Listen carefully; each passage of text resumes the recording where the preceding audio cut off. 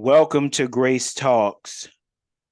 Today is a special day, and it will be a special day for you as well.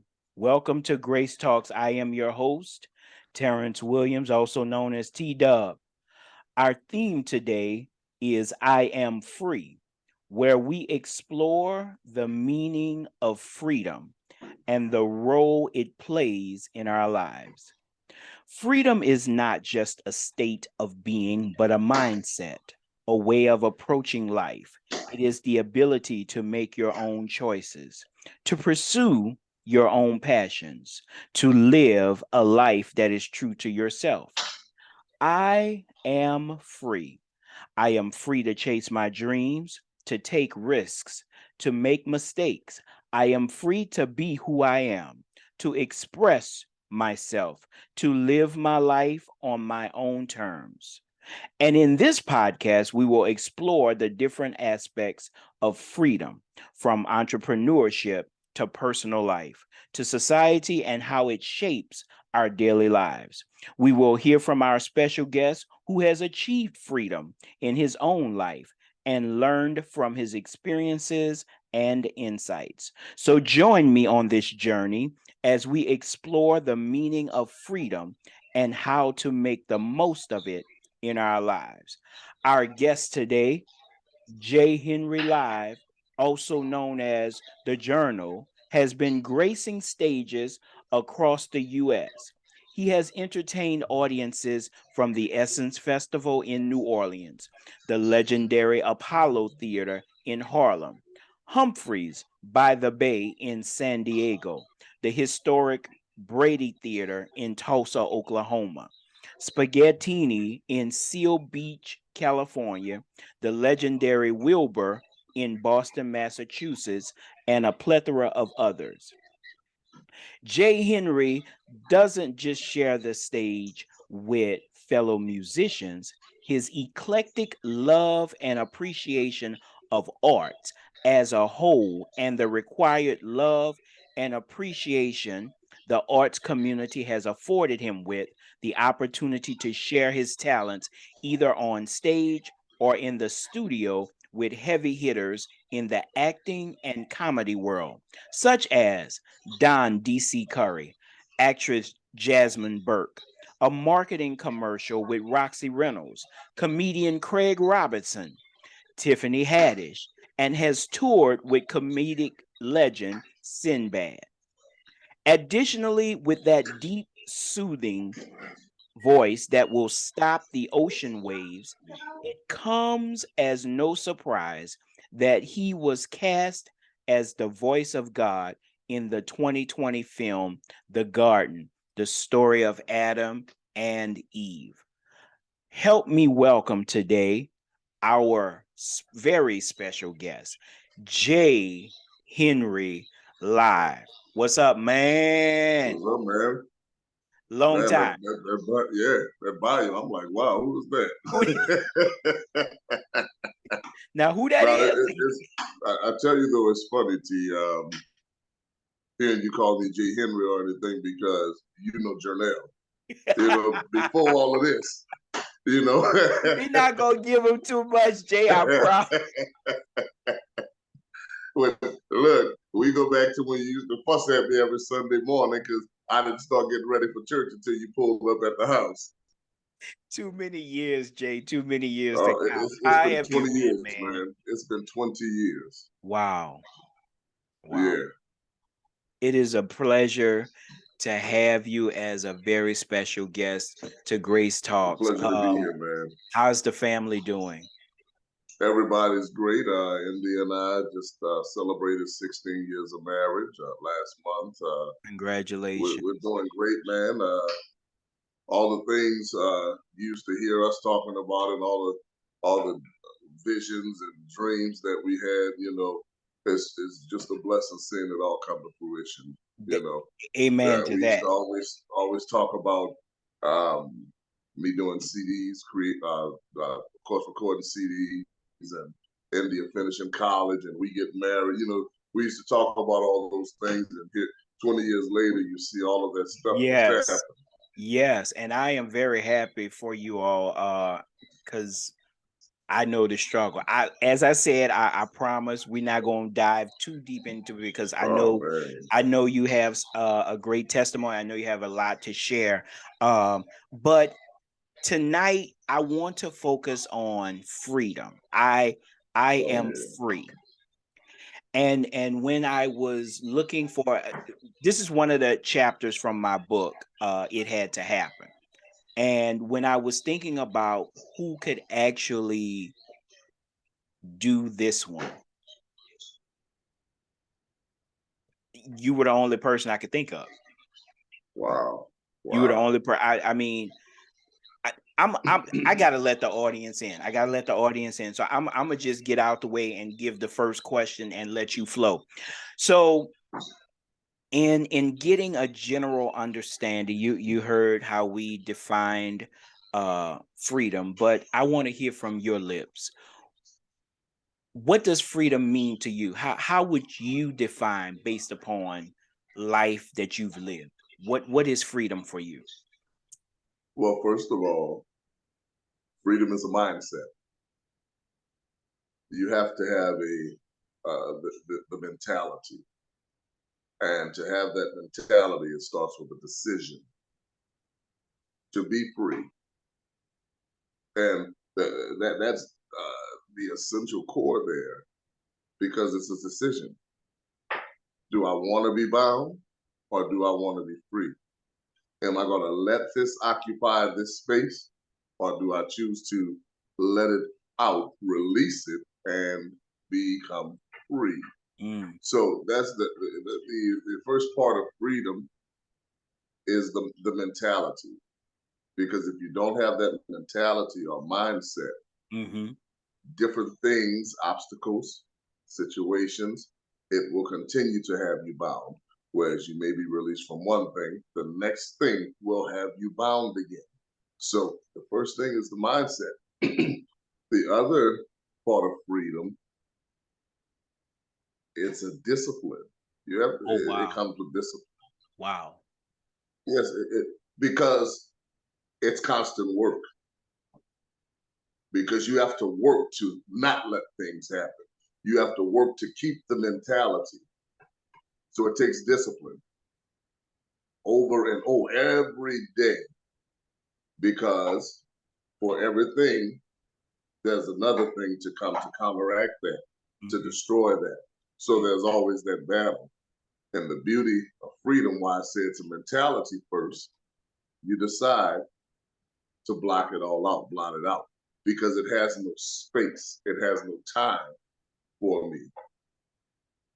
That's Freedom it. is work because you have to work at it. You can't have freedom if you're not working. Yeah. Working at it, working on purpose, working in vision. The point of purpose is for freedom, to give you freedom, liberty, freedom. So, it's work. It's also, as I stated, purpose. Mm, Because if you have no purpose, if you don't operate in purpose, you'll never have freedom. The beauty of the purpose point of it is purpose gives me something to work towards. You see what I'm saying? yeah. Uh, give you an example. Let me give you a secular example. Being a recording artist, I have the freedom to do music full time. But why do I have that freedom? At first, it started with a mentality and a decision to do it, but it also was a need for discipline with it Mm-hmm. Mm-hmm. because I had to be disciplined to work on this because I wanted freedom to do this, right? Yeah. Then I had to have the purpose for it. What was the purpose? It's so many different facets of it, but it's a beautiful thing. And the whole concept of freedom is also it's almost like a dichotomy because it makes no sense. You know, freedom. Why, if it's free, why is it all this attached to it? Mm, Because if we're honest, purpose is stressful. yeah. Yeah. Purpose can drive you crazy. To be disciplined is also can be seen as a form of crazy because you train yourself to be a clock, to be a robot, to operate in the same thing over and over and over and over again till it's habit forming, and then it's you don't even think about it. So So you know, it sounds like you have led me into my next question, uh answering just going in with that answer. So if I'm going to begin the journey of freedom, you're mhm, saying it starts with the mind, number one, but then what's next? the Discipline. mind. Then I said it was discipline. Okay, okay. Yes, which the mind would be the decision, then the discipline, and then you have to have purpose. My that And also to be free, you have to be fearless. now wait a minute now. Okay, hold on, sir. Now you stepping into some deep waters early. Hold on. Now we just in segment one. You can't be going there already. So I was told many times that when you operate in purpose, there's going to be a sense of fear that exists Absolutely, because it's unknown. absolutely. But the fear is the fuel. Fear let's okay, I The caught fear that. is the fuel. See, um, my brother and I, we were talking, and he was telling me one of my superpowers Mm-hmm. was the ability to have that epic syndrome, no matter what. Because I'm like, and you know me, Terrence. I picked the like, dude, you really want to try that? You know, I don't have to have the resources. If my mind is made on this, Every single time.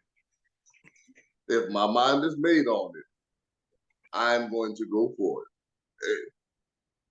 You, it has to be bigger than you. What's the challenge of something you know you can conquer? Wow. You see what I'm saying? At that, So yeah. the fear is there, but the fear only operates until you walk. Once you take that first step, you're like, all right, I gotta go now. I didn't jumped off in it now. You know what I mean? There's that sense of pride that we have, Yeah. or ego, so to say. We Yeah. have that aspect that causes us once we jump into it. All right, hey, and then I'm of the type. All right, God, you said do it. Mm-hmm. It's on you to handle now. I'm Mm-hmm. gonna do it, but you gonna look bad if this don't work. Your credibility shot. Right. So You know let what me I ask. mean? Yes, sir. I definitely hear you. So let me ask this question. Can you discuss the concept of freedom in today's society and the role that it plays in shaping uh, our society or our personal daily lives? Um, what role does it serve in, if you want to say America or humans or whatever, uh, in today's society? How does freedom Well, play a role? well, the misconception of freedom plays a role in today's society because Okay. we have a society of people that thinks freedom is free from consequence. We think it's free from rebuke. We think it's free from responsibility. That's good. That's good. Freedom, freedom requires more responsibility. Freedom requires more of a need for consequence. And in today's society, if we had a realistic view of what freedom is. Freedom requires work. Freedom requires purpose. In order to be financially free, right, Mm-hmm. I have to make smart, wise decisions. And in order to do that, that takes work. Now, guess what else it takes? Discipline. Back to that. Because that means I can't be frivolous. That means I can't do what I want in order to make those decisions. Because let's be honest, if we're thinking for freedom, freedom is for tomorrow, and freedom is for the future generations, right? Mm-hmm. For me, as a trailblazer, my freedom comes, number one, I have the mentality, I'm the conqueror. I open the doors. That's So right. freedom for me is the freedom to be able to give the vision and watch the vision work. Yeah. So that's my freedom. I operate in that freedom in order for those who come behind me to have a whole other set of freedom. So That's those it. who come behind me, gonna do even greater because they won't have the pressure that this has. Now they'll have it on their level, but not like that I would have. The descendants of Abraham didn't have the same pressure that Abraham had, but they were able to expand upon the vision that That God gave him. You see what right. I'm saying? Right. Right. So in today's society, the first thing I would say, I think today's society has to have a realistic um, expectation of freedom and have a realistic view of what freedom actually is. So would you argue because of the misconception, either there is miseducation or there's a lack of education? Which would you go with? Well, miseducation is lacking of education. So there's a lack of education, Okay. purposely orchestrated miseducation. That way it keeps, if you give one group one set of information and another group another set of information, they're both trying to fight over who's right. Mm-hmm. So you never get anything done. You never know who's right. And the problem is everyone wants to be right instead of trying to learn from everybody. Everybody has something that everybody can learn from. The problem is, give you an example. You're a finance person, I'm a cook. We work together, but you're trying to tell me how to cook and I'm trying to tell you how to do finances. And we can't grow a business because neither one wants to stay in the area that they're supposed to be in. Mm-hmm. And that's kind of what we have now. Yeah. Yeah. I see that. I can see that. Well, I'm gonna take it a step further because I know you can talk about this. Um, does technology and media affect our sense of freedom and autonomy? Or if it does, how do you feel it affects our sense of freedom? Now this is gonna sound crazy probably, but it exposes and it affects, Okay. but it deceives too. I'm sorry, what was the last one? It exposes, but it affects, but it also deceives. Okay. Okay. It exposes lies. Think about when we were younger, you watched TV, and from a Western uh, point of view, you would see all these countries, and Mm-hmm. all they would show is what they wanted you to see. Right. But now, when you have technology, you can really see, like, wow, it's bigger than I thought it was. Yeah. So it Yeah. kind of, for a generation, it takes away the ability to prejudge or underestimate what something else is. So it exposes lies. It also affects us because it it's a double-edged sword. On one end, it makes life a little simpler. It makes things a lot more convenient. But on the other hand, it dumbs you down. It takes away. And I was just having this conversation last night. It takes away deductive and inductive thinking and reasoning. Wow. It takes it away. It makes one lazy because you remember, and I'm not saying it's all bad or all good, but you remember when we wanted to find stuff out, we had to go to the library, get a thesaurus, a Open a book. dictionary. Yes, sir. Yeah.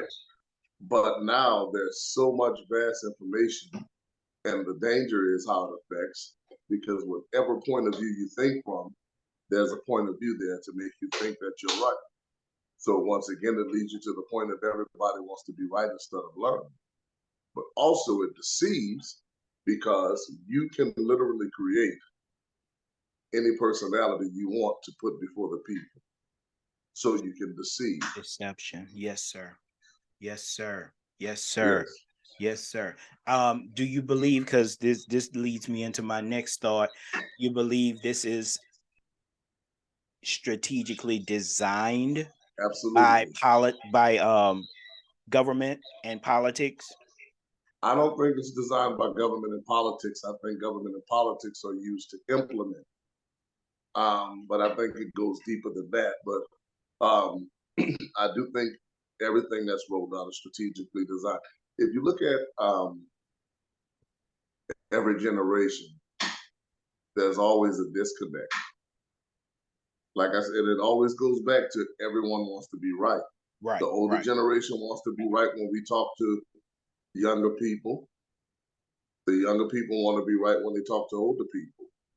Not realizing we both need each other. Yeah. You know And what I mean? knowledge, each Even other's though, knowledge. yeah, even though there's life's a rerun.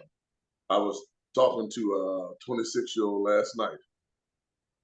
Uh, he reminded me so much of me. He thought he knew so much, and I'm like, bro, you ain't been 41 yet, but I've been 26. And I say this conversation is deja vu. I said, what you're gonna learn when you're in my shoes, you're gonna talk to that 26-year-old, and you're gonna hear the 26-year-old telling you the same thing you said at 26. The one thing I learned when I became 30, I didn't know nothing in my 20s. And when I turned 40, I learned I ain't know nothing in my 30s. But you keep living Keep and you living. keep learning. Yes, You know yes. what I mean? So, and my point is, I think they strategically do things because you get a 60-year-old, for the most part, they cannot see the purpose of a phone with cameras and videos, or they can't see the purpose of doing everything online. I tried to talk to someone recently about getting Zelle and Cash App. Hmm. I'm not doing that. I go to the bank or the ATM. I said, well, I may want to bless you with some money one day, and I can't send it right to you because you don't have that on your phone. Oh well, I said, well, I mean, I'm just saying. I and it's like I don't trust all that. I'm like, dude, everything's digital now. Anybody can get anything at any time now. So, Hmm. there's no escaping that. That's it. That's it. Yeah, That is so powerful because even if we choose to do it in the old banking system, you can still tap into a computer and get to what you need. Our phones are just supercomputers, but if you yeah. decide to do it the old-fashioned way, you can still get in. Um, how do we balance, Jay? Can you tell us how do we balance our desire for freedom with the need for safety and security in today's society? Because secure, especially our government talks about security like we don't have it, even though they spend millions and millions, I'm sorry, billions and billions of dollars on our security. But how do we balance our desire for freedom with the need of having safety and security also? Well, as I stated, that's a mentality. You have to understand everything costs. Everything costs. There's a price for everything. There's a price for freedom. I mean, being this is a Christian show, it was a cost for salvation. Mm-hmm. Luckily, we didn't have to pay it. Mm-hmm. But my point is, there's a price for everything. Yeah. So to have that thought that there's no consequence. That's like you have the freedom of speech. You can say anything you want, but there's a consequence behind that Yeah. because someone has the right to agree, someone has the freedom to disagree, someone has the freedom to penalize you for what you say or to judge what you say, just like you have that ability. So it comes down to being mature at that point and using That's it. wisdom That's it. because you can say what you want, but you sometimes just have to watch where you say it at and who you say it around. Well, I'm gonna So, say this. I'm gonna say this. In hearing you say that, you're just leading. I tell you, it's funny how you constantly connect, connect, connect. When we come back from this break, I want to talk about your freedom as a musician. all right, Okay, we'll be right back after this break. cool. So, freedom as a musician, Jern. You've been, as long as I've known you, you've been Oh, in yeah. music. When did you actually start music? Let's All go right. there I real started, quick. Cardell and I started music together. We first started out singing in the choir in church. But I have to say this. I posted this on Facebook the other day. And I don't think I've ever said this in detail, what got me into music. Okay. Most people don't know this. I had a cousin that lived next door to my grandmother. Mm-hmm. His name was Harvey. And I used to hear him playing the keyboard every day. Wow. And I would run next door and sitting there all night, all day while he was playing that keyboard. I know I used to get on his nerves, but he was like a freaking musical god to me. And believe it or not, my biggest, at that point, my biggest achievement ever at that time, I just wanted to be good enough to go play with my cousin. You know what I mean? Yeah. And that probably sounds crazy, but that was my goal. I want to be good enough, and all the way up until high school, my cousin to me was just amazing. So Mhm. there's songs I hear now. I saw a Billy Preston clip the other day, and it teared me up, and that's what Mhm. made me make a post about him. Nothing from nothing leaves nothing. I always hear that song. I heard him play that song before I even heard the original. So when I heard Billy Preston singing it, Mhm. oh, that's Harvey's song.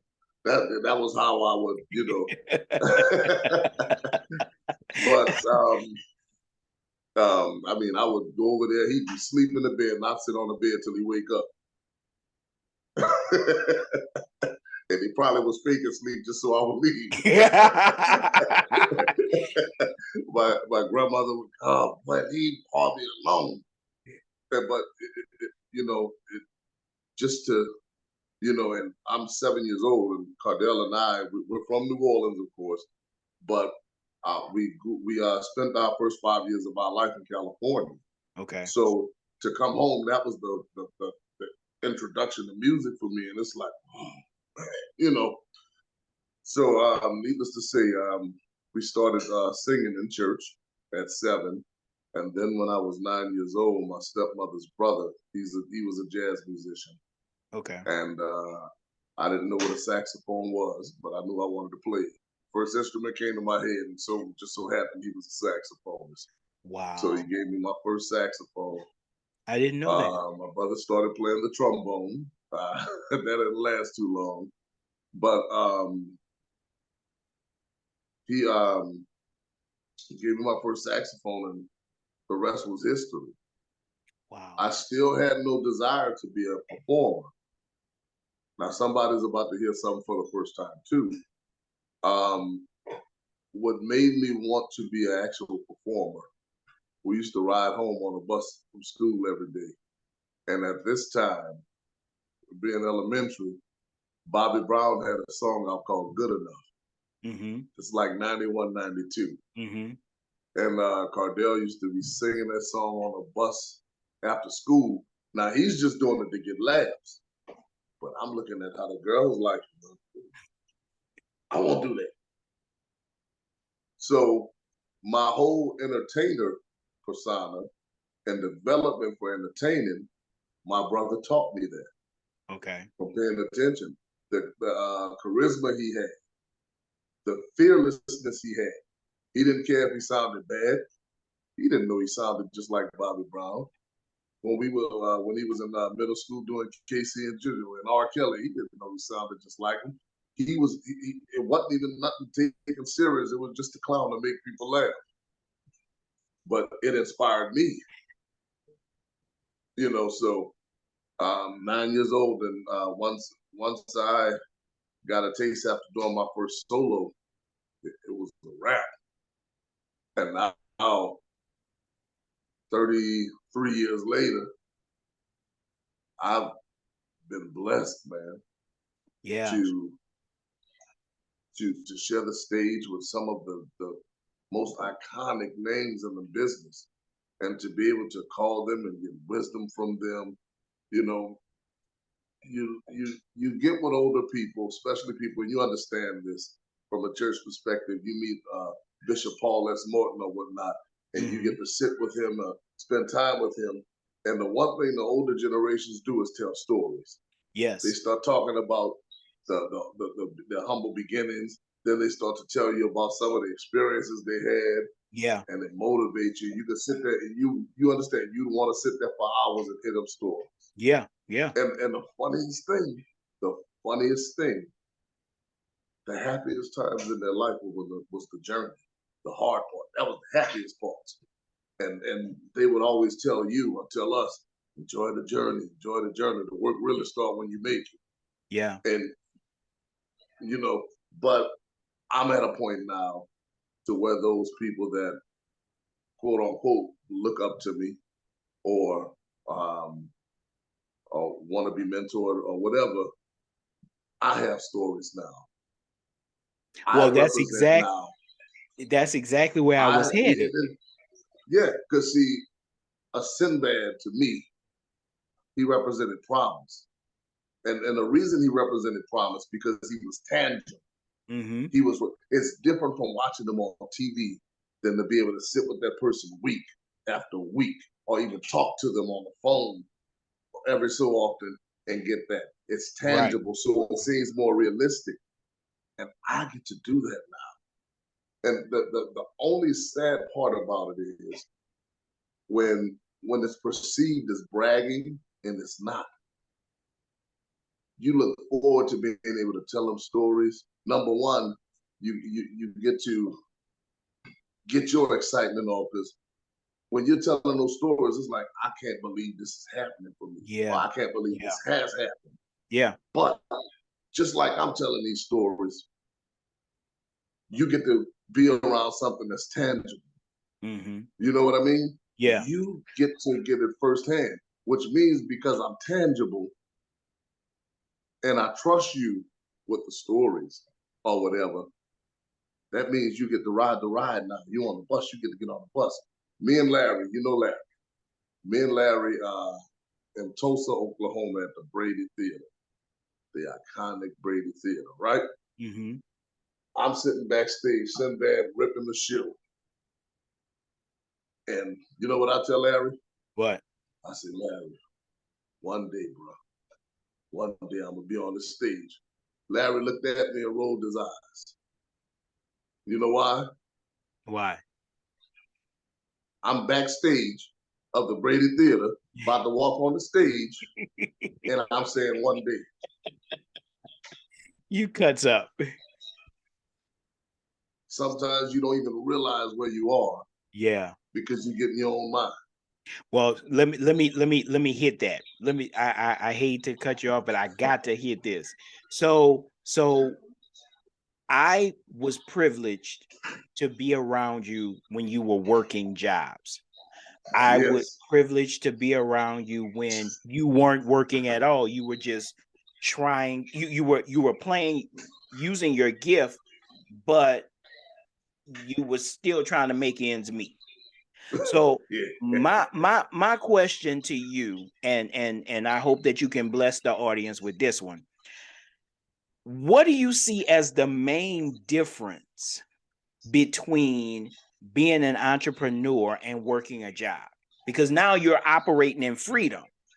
So Mm-hmm. so what is that main thing that distinguishes, or if it's multiple things, the main differences that you experienced trying to go to freedom from working a job to being a musician? All right. Well, this is specifically for those who look for entrepreneurship because everybody's not going to be an entrepreneur.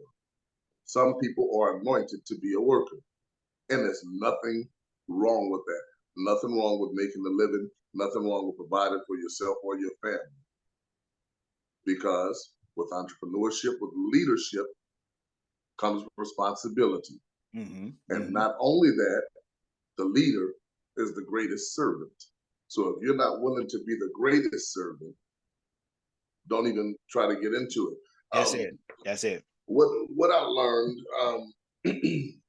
number one, I knew working for others wasn't for me because I wound up getting fired from every job. Yeah.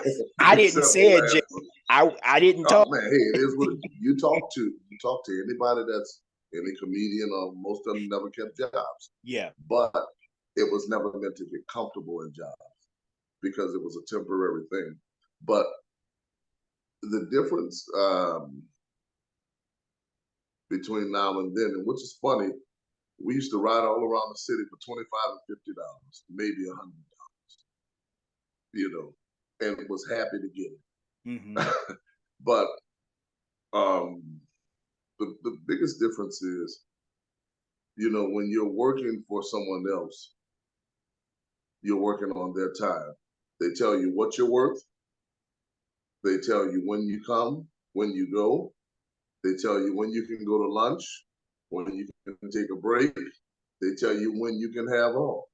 You pretty much live by that. But check this out. There's a discipline I knew he was coming back to it. in there. So, I used to want to, and you remember this, with Phoenix Rising Enterprises. Yes. Um, I always had the vision. My vision has never changed. The time has, the Mm-hmm. people have, Mm-hmm. but there's what I didn't realize in my 20s, and this was the blessing of India. There has to be balance in your life. You know, I was just as much.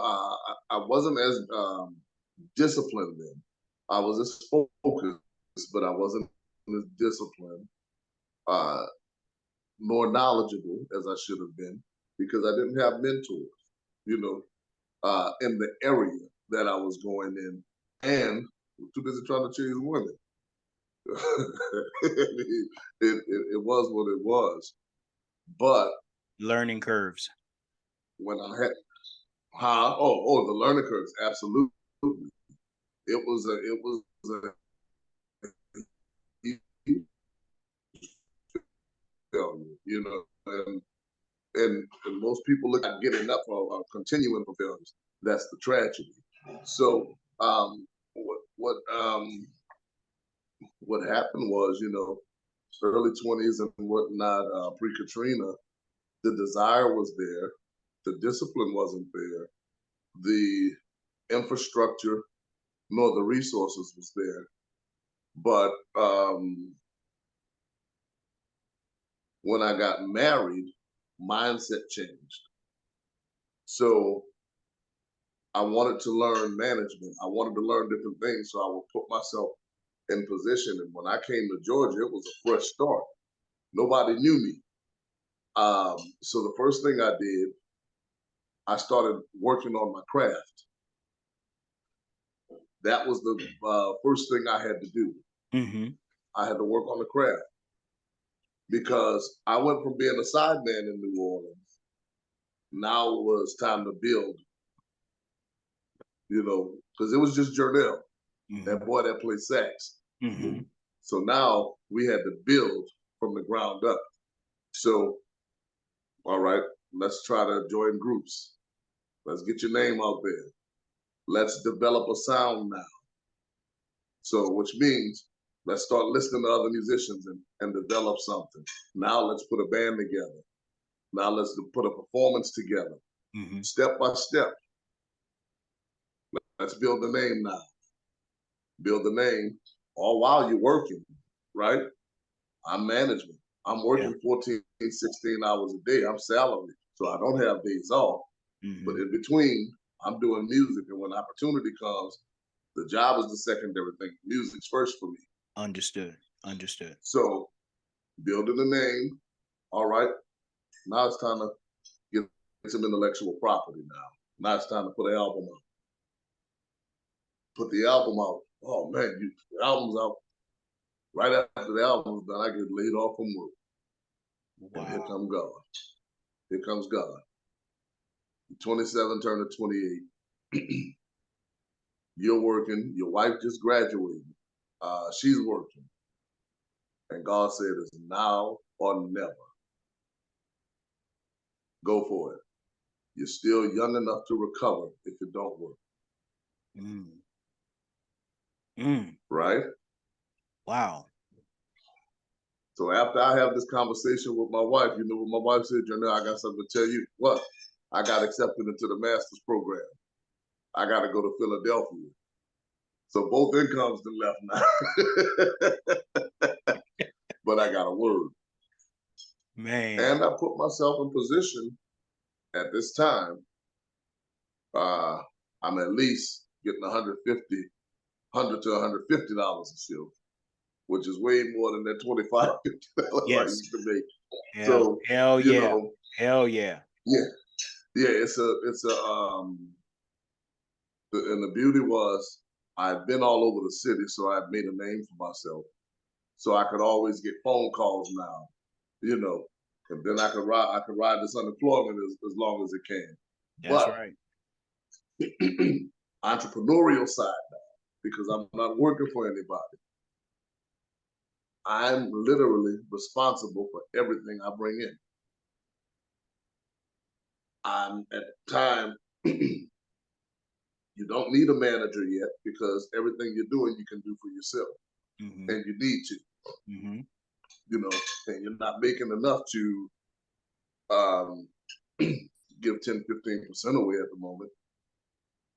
But at the same time, you need to ride all around and you're going to spend more than you're going to make because you got to try to find stuff. And some stuff you're going to do free because you want to build a relationship and get the shot, you know, and you're In that, was responsible there for it. fear in going through the incomes disappearing for a moment, for a season?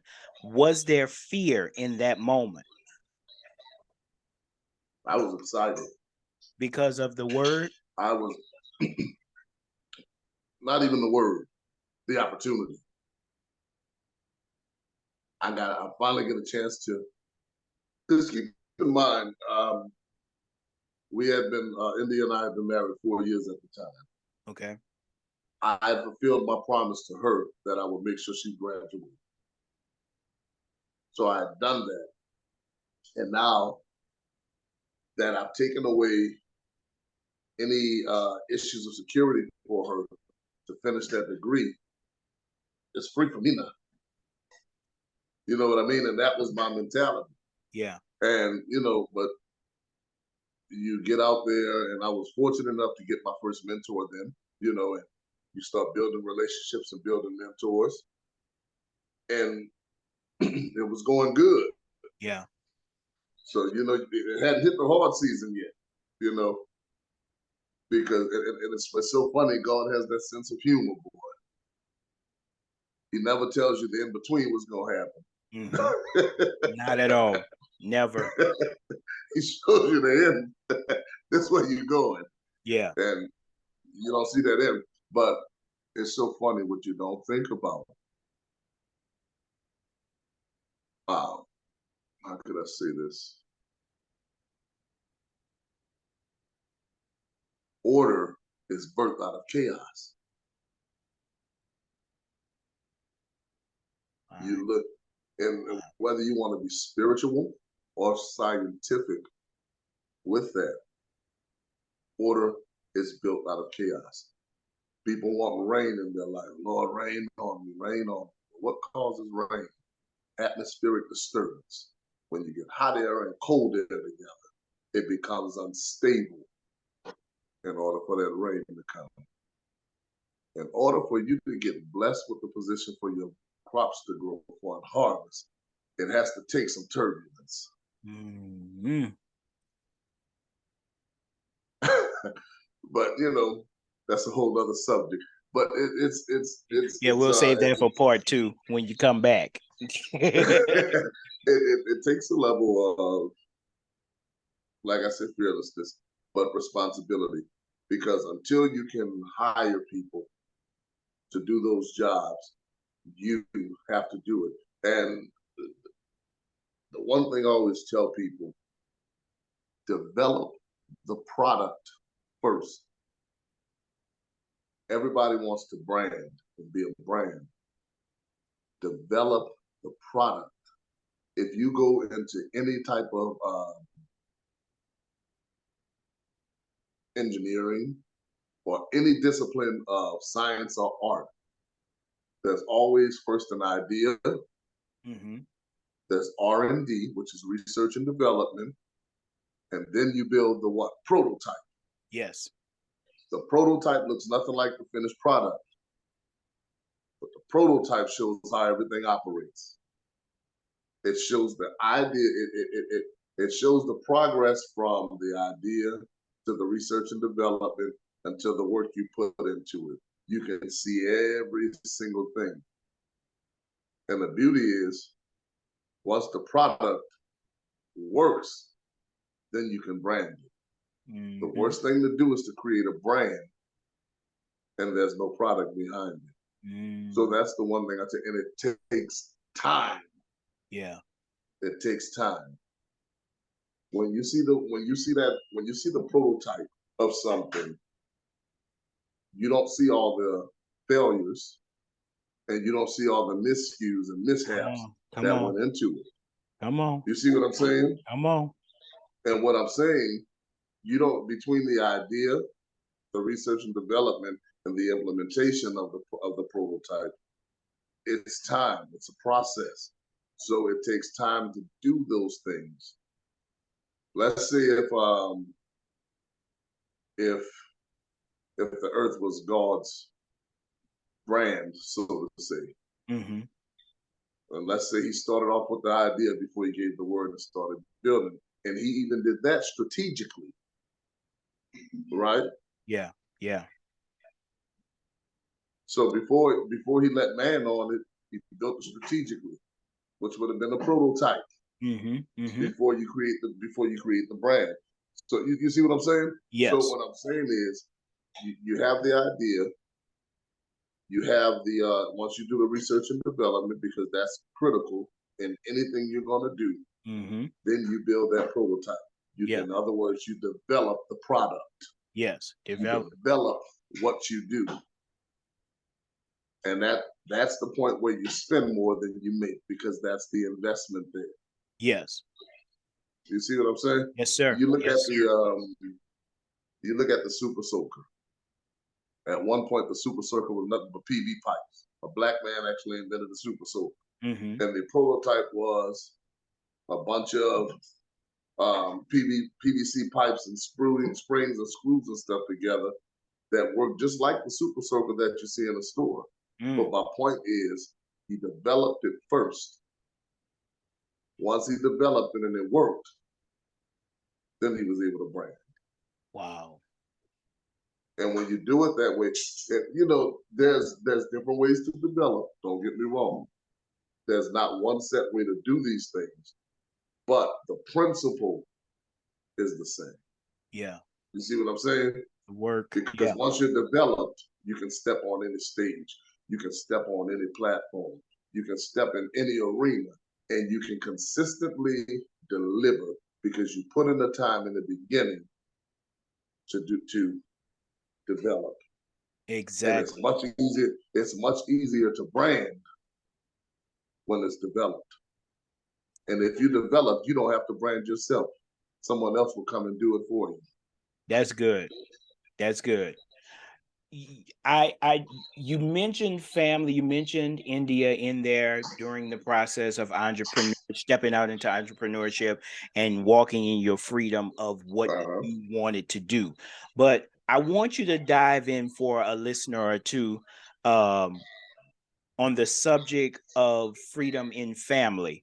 And when I say that, I mean I would like for you to touch on um, how you balance the freedom of working in your musician life or your entrepreneurship with balancing the freedom that you trying to create in family. Then how do you all communicate about your developing of that freedom?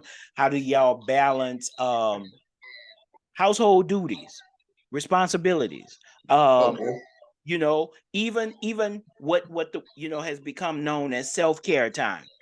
All of Okay. that. So first thing I'll say, um, when India and I first met, the first thing we did was discuss where we were going in life. I knew what her intentions and um, uh, her intentions were for life. I knew what her desires were. I knew what her anticipations was. So it's not like when she and I got married, I was shocked on something.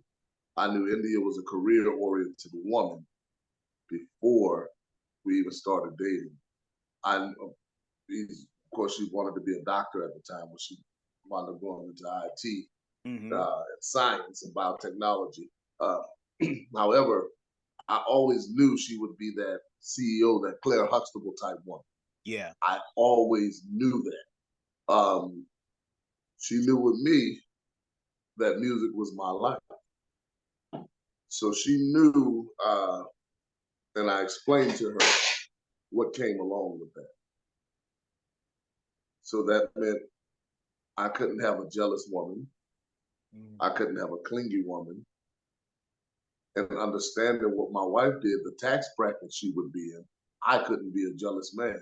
But also, I had to put myself in a position, in an income position, to where we would be equally yoked.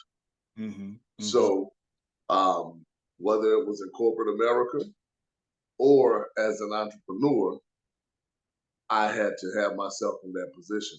So when I did work in corporate America, my intention was not to work. My intention was to figure out how to become manager. That's good. That's good.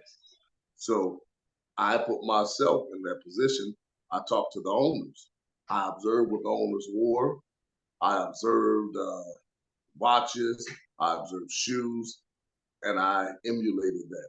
So even when I was a newbie, people thought I was upper manager. Mm-hmm.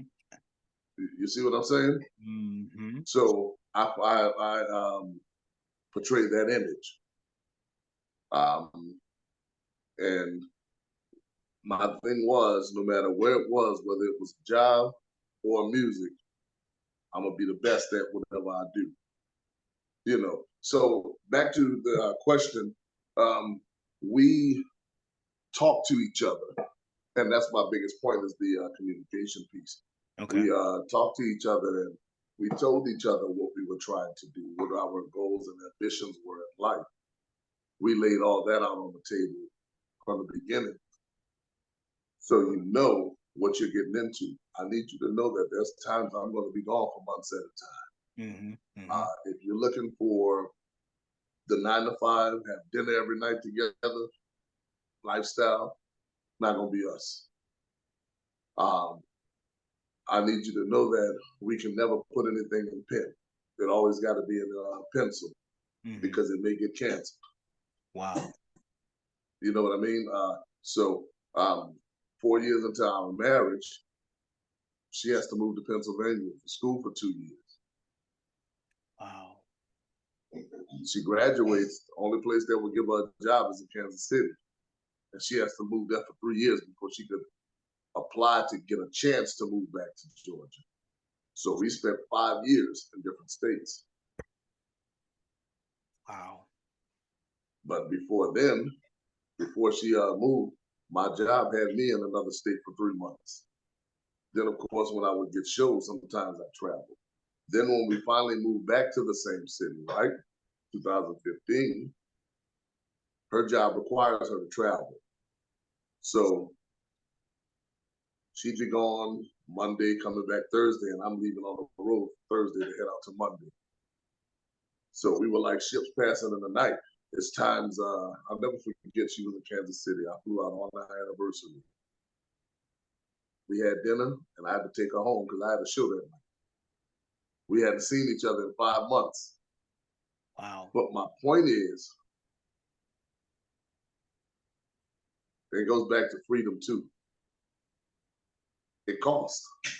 Yeah. So if you have to think about what it is you, and I tell my brother this all the time, you have to think about what it is you want to do and what it's going to cost you. And you have to figure out if you're willing to pay that price. And if you're not, it's okay. Nothing wrong with that. Mm-hmm. And if you do, it's okay. But either way, it's going to cost you. You determine what price you're willing to pay them. And you have to be able to live with those consequences. Wow. Compromise and negotiation. And know this, you'll never have it all. And it'll never be 50-50. No, not at all. I need them to Never. stop saying that. Definitely. Well, Jern, I'm sorry. I apologize. Everybody don't know you like that. I'm so used to saying that. Jay Henry, excuse me. No, we go back 20 years. It's all right. A lot to think about, and I know our audience is eating all of this up. We're gonna go ahead and take another break, and we'll play a clip from one of your mini albums. We got to talk about that in the next section. Next section is about freedom and finances, but I definitely want to make sure that we mention those albums that created that finance. We'll be right back after this break. So, Jern, I have to say thank you again for doing this tonight. I know that you are a very, very busy man, an entrepreneur, a musician, a family man. Um, and the last thing I want to connect to what we've been discussing would be, if we're going to talk about freedom, we can't leave finances out. Oh no. Because if we're really honest about it, it's the money, purpose too, but it's the money that fuels your freedom.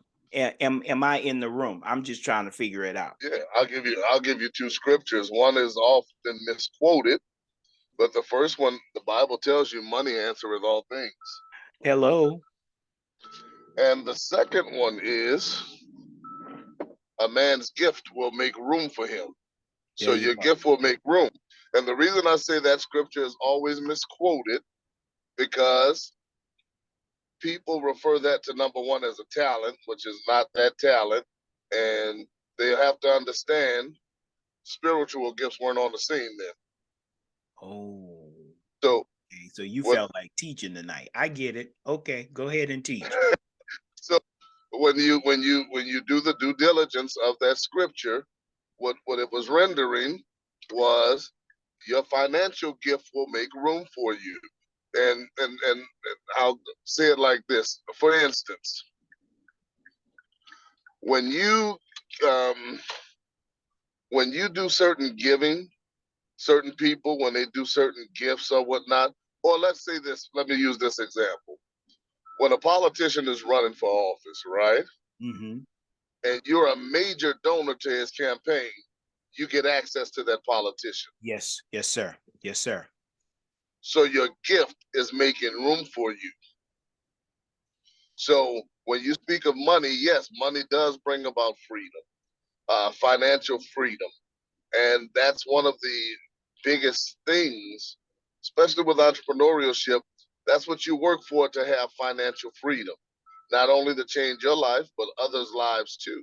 You Right. know, you provide. You first need to make enough money to run the business. Then, of course, to expand the business, you have to hire people, and you hire people to make you more money, so you don't have to work as hard. But the number one thing of it is finances, and you have to number one, be responsible financially, or if you're not responsible, you have to have someone closely around you that can manage your money and keep you in check with your money. Well, And there's also Jay, the issue of short-term spending, long-term savings, and then of course the one that we hate to talk about, but it's absolutely necessary. It's called unexpected expenses. oh yeah, well, the first thing I would tell people, I've never been great with money, but I have a wife who's excellent with it. I I, The I first thing can you have to I know that's right. I know she, I know that's right. I watched it. smartest decision I made was to allow her to have dominion over the finances. Hmm. You know, and I'm a man that believes I can have the final say, and I'm still a man. You Can you repeat that? You broke up, sir.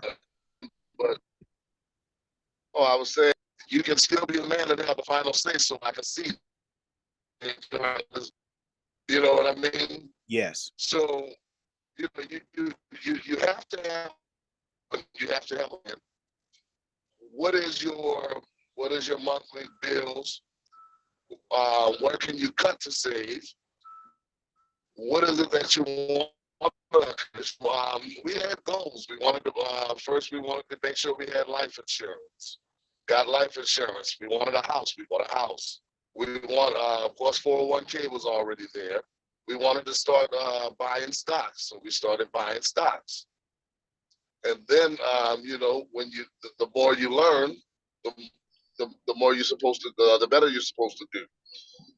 So now it was, we don't just want to have life insurance. Let's not worry about term life insurance no more. Let's increase our policies, but let's go with universal insurance, universal life insurance. Hmm. Let's go with whole life insurance. Let's go with an insurance that we can have as an asset, so that when we need to borrow money or start a business, we can borrow from our policy. You know That, what I mean? that's And good. I like that. policy still, that policy still accrues interest, Yes. and not it doesn't take off what you borrow, because you really don't borrow, you just use your insurance as collateral, so you're never in the money you, to grow money or for whatever investment opportunity. And of course, it's still growing uh, so that alone was, something that was quite interesting. And of course, upon your demise, get back from what was left over, but you already made that back by interest alone. So, it's good. That's how you build generational wealth, you know, and of course, assets, property, and whatnot. So it was a lot of things, and we both wanted to start separate businesses. So I ventured into catering. And has a podcast that she does. Just different things we wanted to venture off into to generate finances. Very good. Very, very good. Um, we know that you have been blessed to create several albums. Can you give us the title of those albums? Yes, my very first album was entitled "Long Time Coming." I did that album in 2008, 2009. No, it was 2009 when that album came out. And my second album was entitled Phenomenon, that came out in 2014. And my third album, Evolutionary, that came out in 2019, but we re-released We took it down and re-released it January 6th. Um, and I'm finishing up my first vocal project entitled Conversation. It's Okay. kind of that Barry White style, Teddy P style, um, more Barry White than anything, but it's conversation because I thought it was time to bring conversation back to music. There's no vulnerability, there's no sincerity, and just no meaningful love in music anymore. At least not the mainstream. So that's what I wanted to convey now. Okay.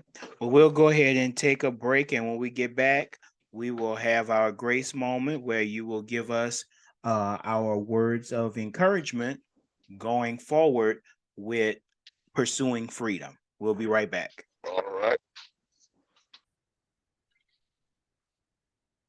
So you just ventured out into various financial things. Yes, we visited out. I know you see a scenery change. I'm back home now, but yes, we started venturing out to into different things, for stocks, mutual funds, things like that, and investing in ourselves via businesses and whatnot. So, and there's some other things that we want to do, but our goal was and is, of course, to be financially stable, as well as, of course, like I said, life insurance and all those things were and are very important to have because you should leave something, you know, leaving an inheritance is part of leaving a legacy. So, of course, we don't have any kids, and the way it's looking, we may not. However, we do have nieces and nephews. Mhm. We want to make sure they're taken care of. That's part of our heritage and part of our legacy as well. Yeah. Yeah. So, the whole part of financial freedom allows you to do things. It allows you to be able to go places. It allows you to be able to be a resource. It allows you to be able to help others. It also, as I stated, it gives you access, so it gives you influence. So Mm, you I need like that. those things. And I've always, since you've known me, I've always been the same person. I've always wanted to be an influential person. I've always wanted Yes. to be an advocate or a connector of people. You Yes. know, um, I recently, actually, I'm on a board of directors now. I was voted to a board of directors for a nonprofit music foundation. Great. It Great. was, so you want to be that influential person, that person that people can call, that know if they call you, you can deliver. Right. Yeah. Right. So, um, can you give me those album titles one more time? Yes, long time coming, which was my very first album. My second album was entitled Phenomenon. Phenomenon was the creation of Jay Henry, the phenomenon, the smooth jazz phenomenon. It was an album introducing you to me. I came into my own and created my own. I found my voice in that album, my sound. So, and it also was the first album I was doing myself, Mm-hmm. whereas I wasn't under the tutelage of someone who was teaching me the art of recording. Okay. So this was my chance to branch out. My third album, Evolutionary, was when I said I'm gonna break all the rules for jazz. Whatever they say it shouldn't be, that's what I'm gonna do. I'm going. It was a rebellious album in the sense of I know what radio wants, I know this and that, but I'm going to be me. I'm Understood. gonna live by it or die by it. That's it. That's it. And it was a beautiful, and it was the first one where I literally stepped in the shoes of a producer. So I literally produced that entire album from top to bottom, and Mm-hmm. that awoke something in me. And ever since that album, I started on that album in 2016, I have been in a non-stop creative zone since. I And told my wife probably after I finish this album, I'm gonna probably need a year to detox. yeah, and so you said the one that's on now is Conversations. Conversation, the one I'm finishing up now. It's my introduction to me as a vocalist, Okay. and it's the rebirth of Barry. Okay. Gotcha. We will definitely push all of those in the in betweens. If you have any promos or anything like that, we'll definitely share those for you. Now, Jern, I am so grateful that you took out time from your busy schedule to do this because know I know what it takes as an entrepreneur. I know what it takes as a family man, all of those things. So I'm grateful that you sacrifice time on today to let us know what freedom really means. And this is right after, it's so apropos because it's right after the Martin Luther King holiday. So, as you mentioned earlier, there are so many things that have to be cleaned up to really appreciate and understand what freedom takes, because it's not free. Oh no. It produces responsibility, as you so eloquently stated. um so to give a final thought, Mm-hmm. to provide our audience with the grace moment. This is usually the moment that we give to our special guests to give an inspirational thought. It could be a quote, it could be a mantra, it could be an adage, it can be a cliche, whatever. It could be a scripture, it could be a poem, whatever it is that you want to leave the audience with, to remember about our subject or to remember about you, something that they can hold on to moving forward. I give the floor to you and then we'll close out. I think I would like to say this to all of those who desire to step out on faith. Those who are the first of, who no one's done it before you. So you're the trailblazer, and you're the one who's misunderstood, and they think you're crazy. Keep going, keep pushing. It does get better. Nothing happens overnight. There's a process to everything. Remember, there's always an in the beginning. So that in the beginning, there's nothing. There's always nothingness to view, but there's always the chaos. And the reason I say that says in the beginning, the earth was formless and without void, and there was nothing, of course, nothing to work with. But there still was chaos, and I can prove there was chaos because in order to arrange, there has to be an out of order. Mm. So what I'm saying, there's always there's always that in the beginning, and in that in the beginning, there's always that and God said, and in between, God said there was nothing, but when God said and God was pleased, there's that process of creation. So it said, and God said, let there be. And it was so. And God was pleased.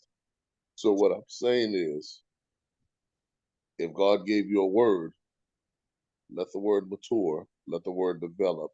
You go through that process. You don't quit. Keep in mind, the book of Joshua says God knows and he has an expected end for you, and he has plans for you to prosper. So Yes. know that. See, we go day to day, we go front to back. God starts at the end and works his way to the beginning. In other words, he created the obstacles for you. He designed it for you before he designed you. My God. He designed an outcome before he even designed the obstacle for you. He had to create an obstacle to give you an outcome. My God. So understand, keep going. There is an expected end. And if God said it, it has to happen because it says, and God said, let there be, and there was. So if God gave you a promise, hang on to those words. The book of Genesis proves it. It's the first illustration of God saying it and it happening. Amen. 6 days, 6 days of testimony. And why do I say it was a testimony? Because he said it, it happened, and he was pleased. He was his first satisfied customer. only you could put it in that manner, Jay. Only you, And, nobody but Jay Henry. and what I'm saying, there's going to be obstacles, there's going to be hardships, but keep going, keep going. There have been times, and I'm a transparent person. There have been times along this journey, I've lost a lot. I've lost a lot. I've had health problems from it. I've had a lot of things go wrong. But storms pass over. Storms don't sit. Yeah. Storms coming at you while you're walking forward. So when you're walking through something that's coming at you, it's building character, it's building your strength. My God. God never desired to deliver you from your problems. He desires to develop you in them. So when they come, it's development. And understand that the situations and all of the things that happen is not for you. It's for you to encourage that next person. So Appreciate the you. weight's always going to be harder on you, but keep going. I promise you it gets better. Appreciate you, bro. I will take you from being homeless to being homeowner. There you go. Well, Grace Talks, there you have it. Jay Henry Live, bringing the knowledge, bringing the inspiration, bringing the encouragement.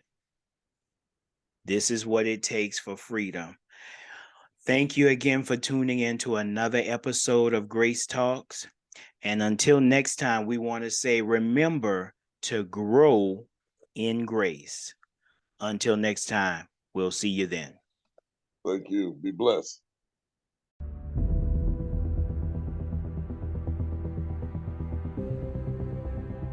In life, we all ask the questions, why me?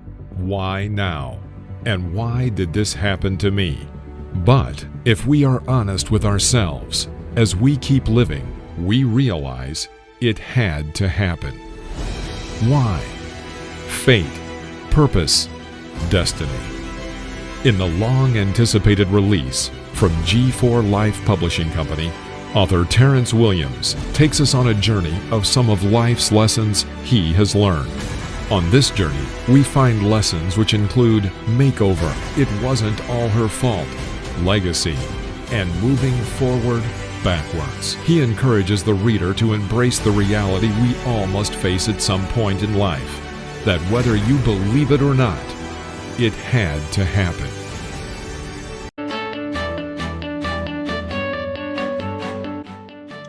If you have a question or would like us to discuss a specific topic, Grace Talks wants to hear from you. You can email us at gracetalks@graceforlife.com. That's grace_talks@grace-4-life.com.